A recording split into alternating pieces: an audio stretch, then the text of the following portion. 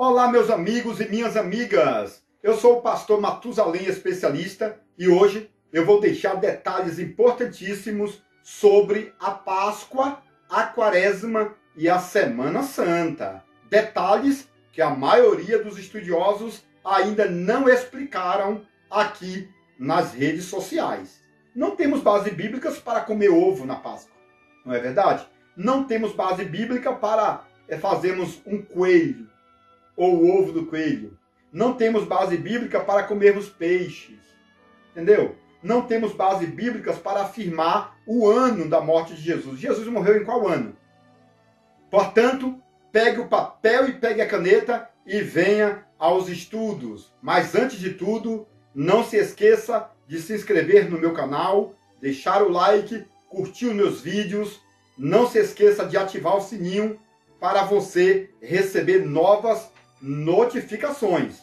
Hoje eu vou deixar realmente detalhes importantíssimos, detalhes fortes sobre o ovo da Páscoa, sobre o coelho da Páscoa, sobre o peixe, não é verdade? Que as pessoas consomem no tempo da Páscoa, e esses detalhes vão servir realmente para o seu elevo espiritual e para título de informações. Então, assista realmente esse vídeo até o final e já propague esse vídeo para mais alguém. Você também pode deixar a sua mensagem aqui na descrição, tá bom? Na descrição do vídeo, deixe a sua mensagem. Eu quero entender o seu ponto de vista. Eu quero aprender qual é a sua maneira de interpretar o texto bíblico histórico. Para mim, é muito importante, tá bom? Então, pessoal, vamos estudar hoje sobre a Páscoa. E a pergunta que não quer calar, a primeira pergunta que não quer calar é a seguinte: Jesus guardou a Páscoa? Meu irmão e minha irmã, é claro que Jesus guardou a Páscoa. Jesus guardou a Páscoa, tá bom? A Páscoa foi instituída por Deus lá no Egito, quando o anjo da morte passou para matar os primogênitos dos egípcios. Os judeus, que eram o povo de Deus, passou o sangue do cordeiro nos umbrais da porta, tá bom? Para que o anjo não matasse ninguém daquela casa. Depois, o povo judeu assou no fogo o cordeiro e comeu a carne do cordeiro com pão asmos, com ervas amargas. Exatamente. E em seguida, eles partiram para o deserto em direção à terra prometida, em direção a Canaã. Então, meu amigo, a primeira pergunta já foi respondida. Jesus guardou a Páscoa? Claro que Jesus guardou a Páscoa, tá bom? A segunda pergunta: é proibido guardar a Páscoa e as suas tradições romanas? Pessoal, guardar a Páscoa não é proibido. O crente deve guardar a Páscoa, tá bom? Até porque a ceia de hoje está substituindo a Páscoa. Ou seja, hoje nós tomamos a Santa Ceia no lugar da Páscoa, tá bom? E aí, meu irmão, não é proibido guardar a ceia, ou seja, não é proibido tomar a Santa Ceia, não é proibido guardar ou participar da Páscoa, porque Páscoa significa passar por cima. Então, quando você está guardando a Páscoa, você tem aquele sentimento de estar passando por cima da morte, da dificuldade. Isso acontece quando você tem fé em Jesus, porque a Bíblia diz que Jesus é a nossa Páscoa, né? É o nosso Cordeiro Pascual. É por isso que João Batista, quando foi batizar Jesus, João Batista viu Jesus e disse: eis ali a Páscoa, ou seja, eis ali o Cordeiro de Deus que tira o pecado do mundo. Então, a Santa Ceia é o corpo de Cristo. Cristo, Jesus, é o Cordeiro. E a Santa Ceia é um simbolismo, é uma tipificação desse Cordeiro, tá bom? Então, quando você está tomando a Santa Ceia, indiretamente, você está participando da Páscoa. E diretamente pelo reino espiritual, você está participando do corpo de Cristo. Tá bom? Então, é proibido guardar a Páscoa? Não. Mas é proibido guardar as tradições da Igreja Católica? Essa é uma pergunta burocrática, né, meu amigo? É muito burocrática. Por quê? Existem vários dogmas, existem várias normas implantadas pela Igreja Católica. Por exemplo, a Igreja Católica, através das suas reuniões, tá bom? Dos seus concílios, aprovaram várias leis que, para nós cristãos, não são bem-vindos, tá bom? Por exemplo, o Domingo de Ramos. Você que é cristão, você guarda o Domingo de Ramos? Você não guarda, tá bom? E nesse Domingo de Ramos, as pessoas costumam pegar folhas de palmeiras e colocar no chão e fazer as suas festividades. Porque no Domingo de Ramos, Jesus montou em um jumento de Lázaro e entrou em Jerusalém. E o povo cortavam ramos ou folhas de palmeiras e colocavam no chão. As pessoas tiravam suas roupas e colocavam no chão. Isso é Domingo de Ramos, ou Domingo de Palmeiras, tá bom?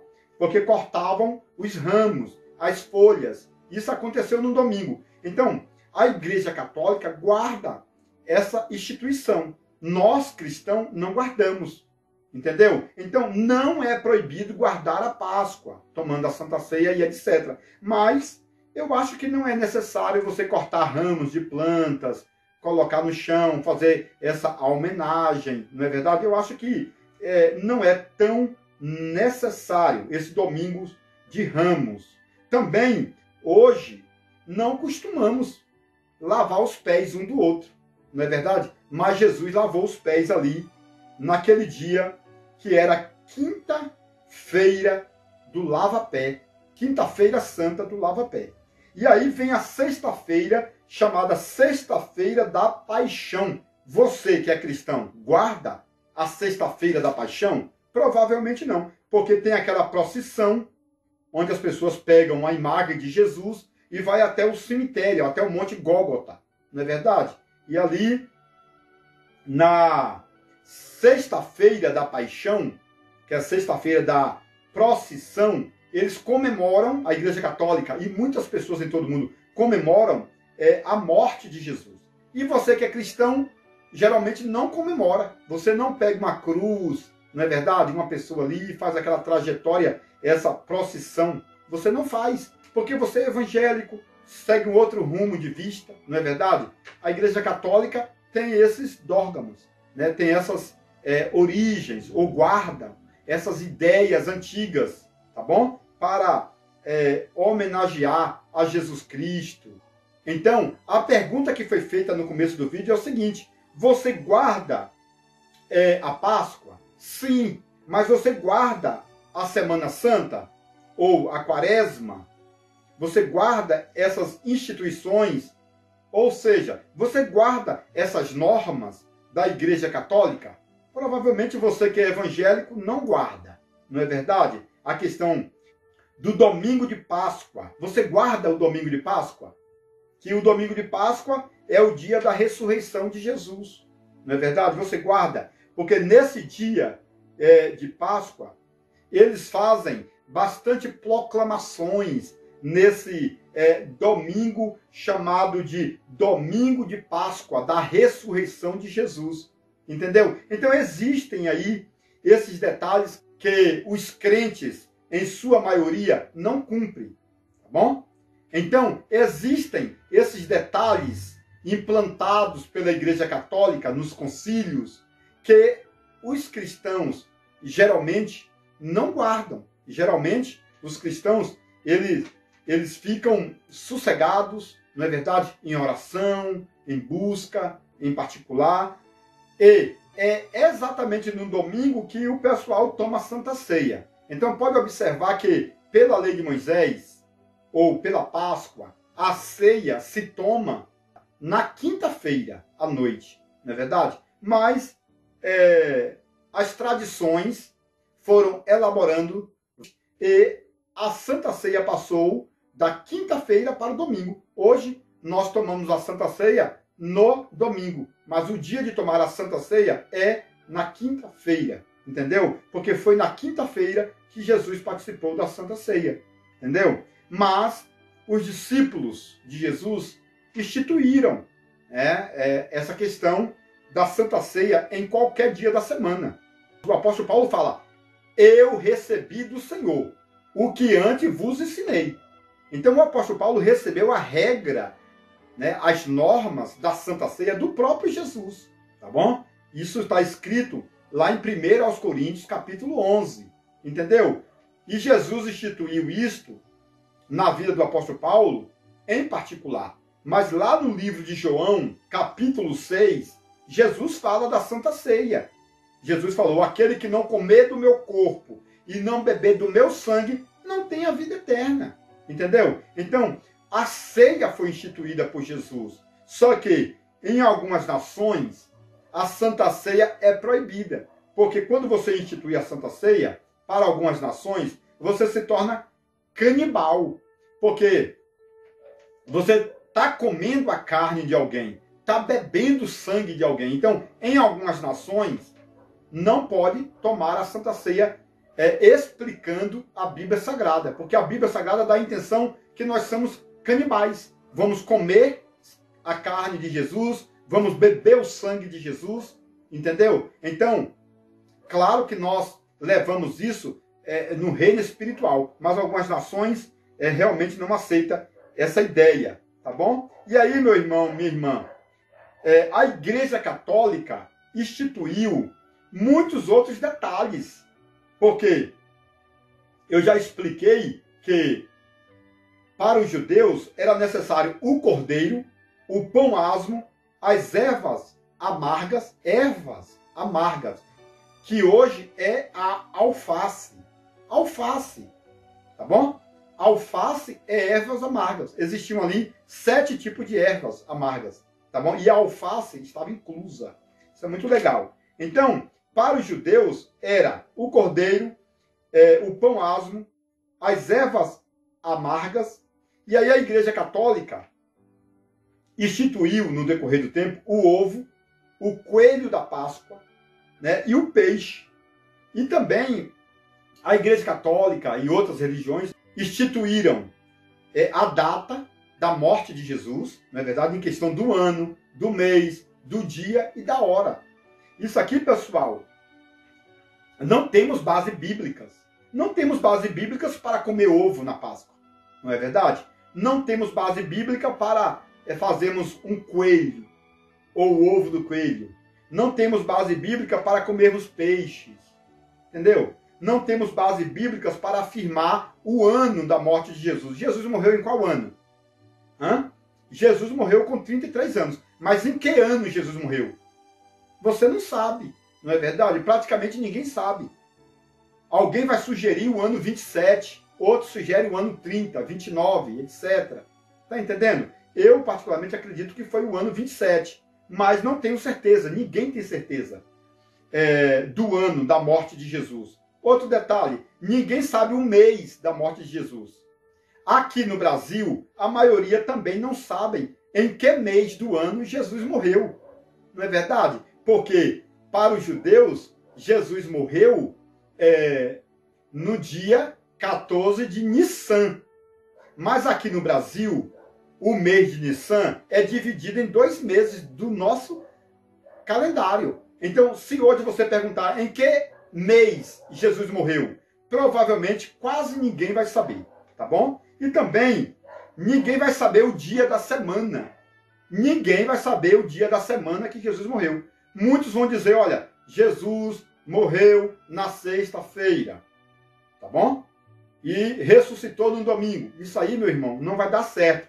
Porque Jesus teve que ficar 3 dias e 3 noites no ventre da terra. Se Jesus morreu na sexta, como é que ele ia ressuscitar no domingo? Tá entendendo? Se Jesus morreu na sexta, 5h30 da tarde, aproximadamente, e ressuscitou num domingo de madrugada. Isto não significa 3 dias e 3 noites. Não é verdade? Está entendendo? Então Jesus não morreu na sexta. Houve um detalhe aí sistemático que quase ninguém sabe explicar, tá bom? Eu explico esse detalhe aqui no livro do Gênesis, sobre o dia da morte de Jesus, tá bom? Então, esses detalhes sobre a morte de Jesus, qual o dia que Jesus morreu, qual foi a hora, e etc, etc, estão tudo aqui no livro do Gênesis. Se você não adquiriu, adquira, tá bom? Aqui no livro dos sermões também, eu deixo detalhes importantíssimos sobre a morte e ressurreição de Cristo. Detalhes que ninguém conhece. Estão aqui no livro.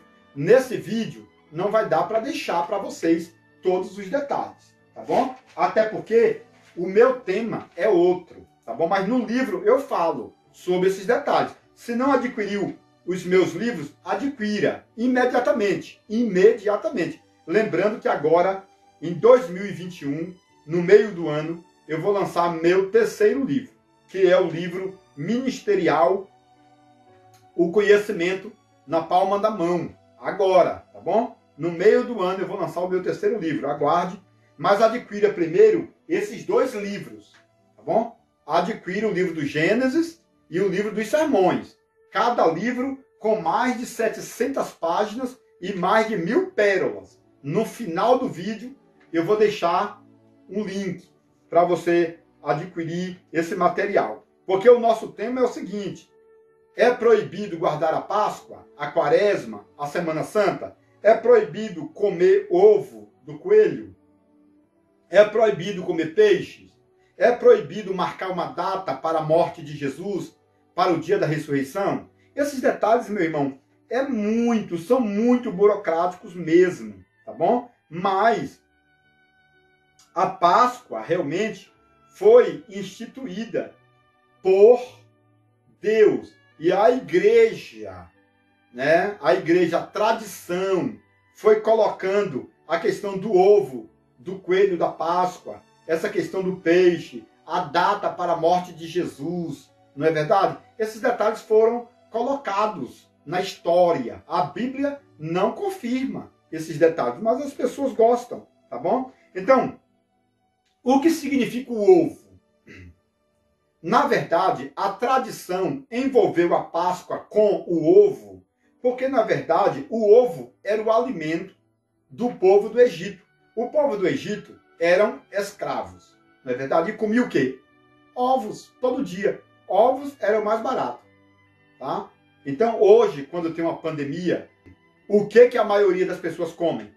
Ovos, porque ovos é mais barato. Então, essa questão do ovo foi sendo, né, propagada, e aí foi se encaixando, porque o ovo aponta para a primavera, porque é na primavera que os pássaros colocam ovos, né? Então, o povo foi coligando esses detalhes de fome no Egito, e que o povo saiu do Egito como se fosse uma primavera, e os ovos, ou seja, os passarinhos colocam ovos na primavera, é alegria e etc.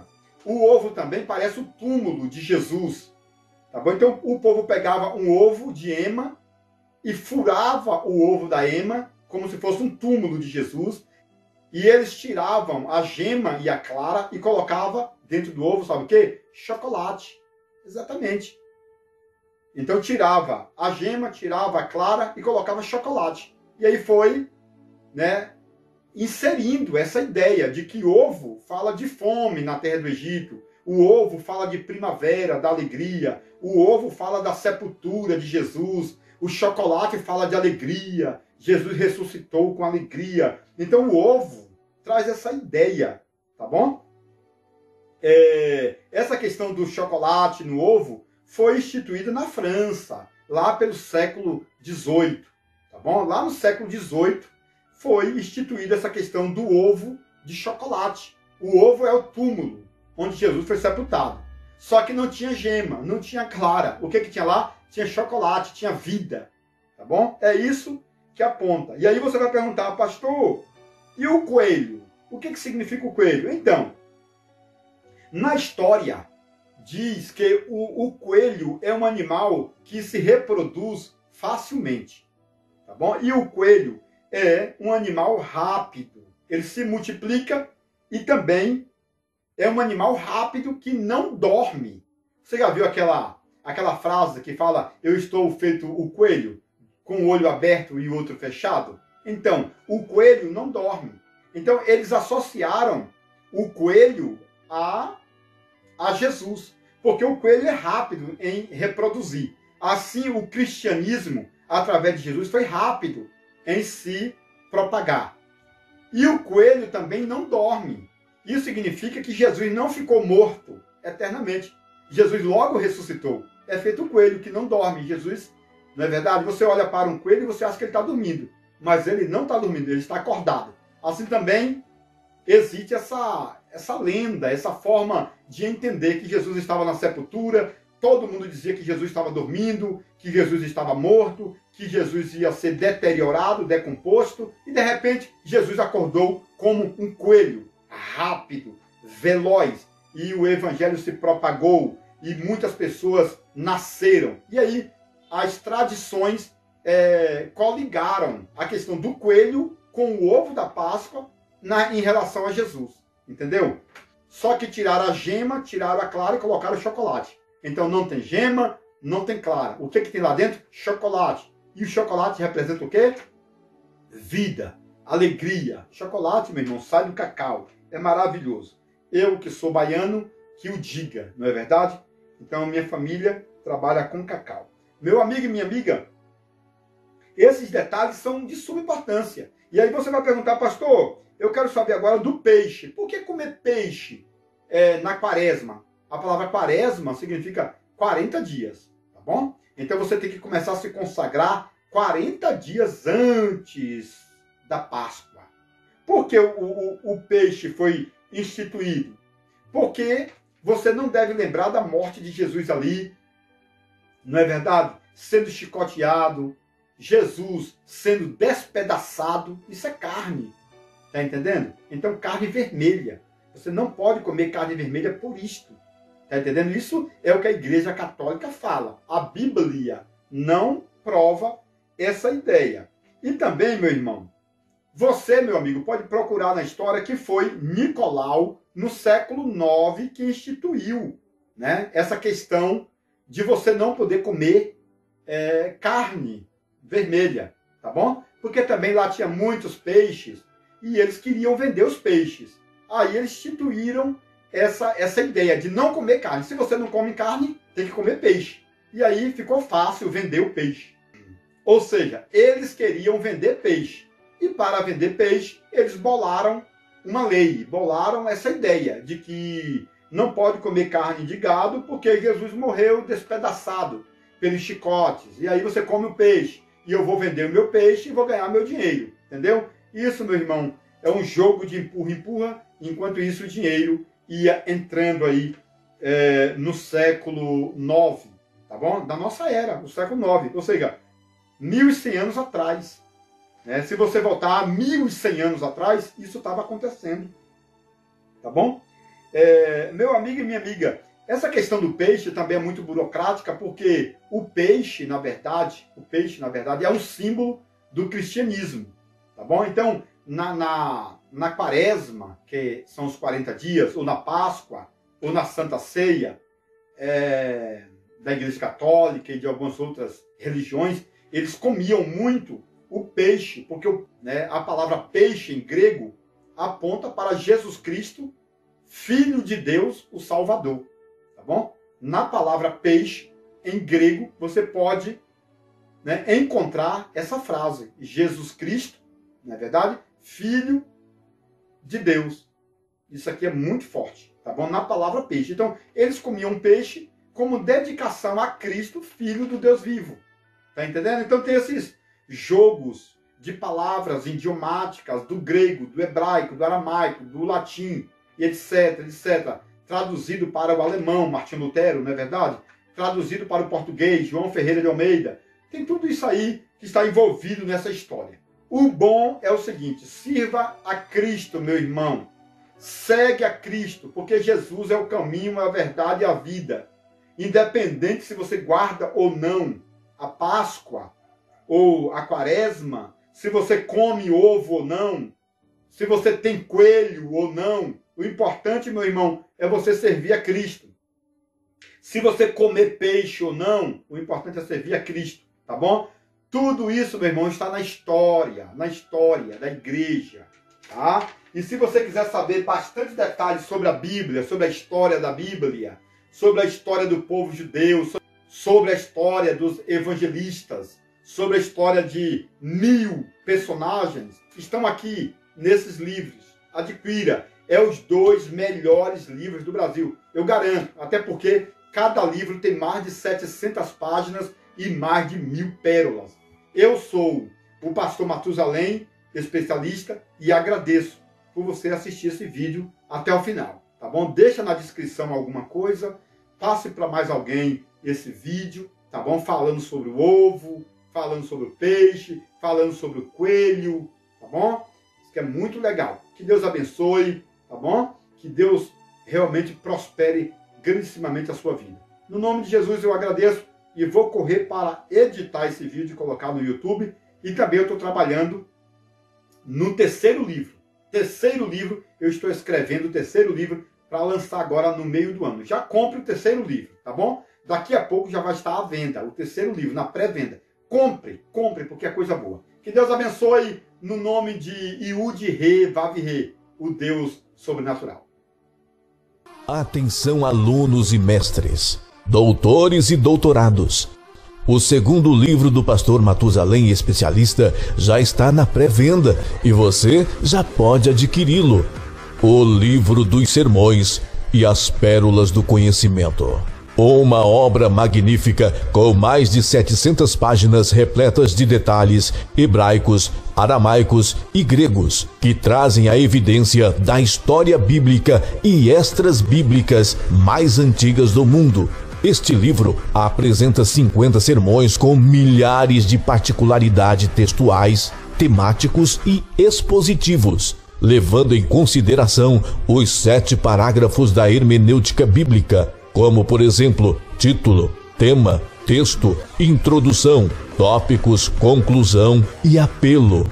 No Livro dos Sermões, você vai encontrar detalhes culturais, biográficos, geográficos e linguísticos que a maioria dos estudiosos brasileiros nunca ouviu falar. São centenas de informações históricas, mostrando o passado, o presente e o futuro de vários personagens da Bíblia Sagrada, tanto do Antigo como do Novo Testamento. Quero antecipar que verdadeiro sermão é formado com começo, meio e finalização. Portanto, este livro dos sermões é essencial para que todos os leitores continuem fazendo sermões, mensagens e palestras diferenciadas e continue crescendo na graça e no conhecimento. Ligue agora mesmo e reserve o seu exemplar pelo número 62994080257.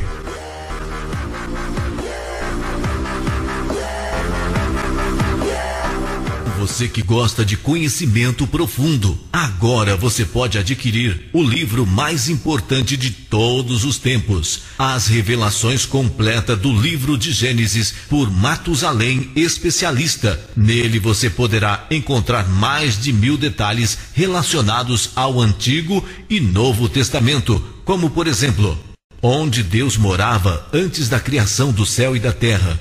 Se Deus não tem fisionomia, como o homem pode ser a sua imagem? Adão era branco, moreno ou negro? Eva foi criada da costela ou do cromossomo de Adão? A serpente do Éden era macho ou era fêmea? A serpente voava ou era transladada pelo diabo?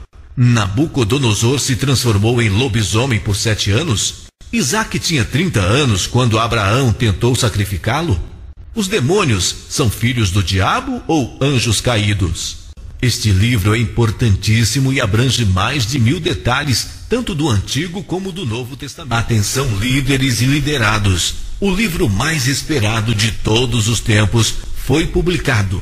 A revelação completa do livro de Gênesis por Matusalém Especialista. Nele você poderá encontrar detalhes importantíssimos da história antiga relacionada à vida cultural e religiosa dos judeus. Exemplos: 1. A árvore da vida era uma videira e a árvore do conhecimento era uma figueira. 2. Os animais que entraram na arca com Noé eram filhotes que vieram do Éden e por isso não eram carnívoros. 3. Jacó pintava as ovelhas com tinta das árvores para enganar seu sogro Labão. 4.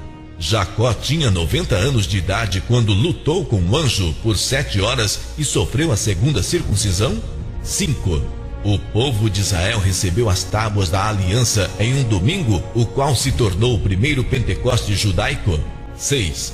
As tábuas da aliança feitas da pedra do Monte Sinai eram transparentes e flexíveis que podiam ser dobradas como um pergaminho de couro. 7.